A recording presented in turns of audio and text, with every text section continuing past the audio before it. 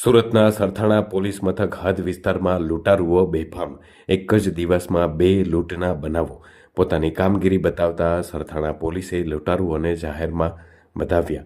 કારમાં આવેલ 4 આરોપીઓને 2 અલગ અલગ જગ્યાએ લૂંટ ચલાવી હતી. પોલીસનો કોઈ ડર જ ન હોય તેમ કારમાં આવી અને લૂંટ ચલાવી હતી. બંને અલગ અલગ લોકો પાસેથી રોકડ અને દાગીનાની લૂંટ ચલાવી હતી. સરથાણા પોલીસના લાઇટ પેટ્રોલિંગ પર આ બનાવ બાદ અનેક સવાલો ઉઠવા પામ્યા છે.